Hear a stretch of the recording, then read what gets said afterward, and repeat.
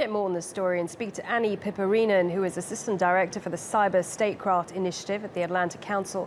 Joining me live now from Washington, D.C. Anni, many thanks for joining us today. Now, President Duterte, he's been in charge just a matter of weeks. How has he been able to end one of Asia's longest-running conflicts so quickly? So what's important to note is that President Duterte has not actually ended the conflict. He did announce a ceasefire, which would be unilateral by the government, effective immediately against these groups, saying that his goal was to end fighting by the end of his term in 2022. By doing so, he laid the groundwork for peace talks that are scheduled to start in Norway in August. And it remains to be seen whether these communist groups actually take him up on his offer and end the fighting.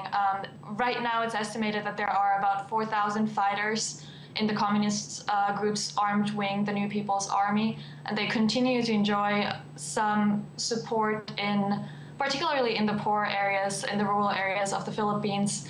And so while we do not know how effective this announcement will be, it's definitely a major announcement and a step toward the right direction by the president and his administration. The country is also facing a resurgence in another armed conflict in the south of the country, the Abu Sayyaf terrorist group. Is there any indication of how Duterte will deal with them? This same conciliatory tone that he showed the New People's Army and the communist rebels was definitely not shown to Abu Sayyaf. Abu Sayyaf is an Islamic terrorist group. Lately, it's been more like a kidnap for ransom gang, although it did pledge allegiance to ISIS, trying to become ISIS's Southeast Asian wing. But President vowed to use the full force of the Philippines Army and police force to defeat the group. Based on President Duterte's past as the mayor in the city of Davao, which is located in a region near Abu Sayyaf's stronghold in Mindanao, I believe that it is likely that he will follow through on this promise and deploy increased numbers of police and military forces in the area.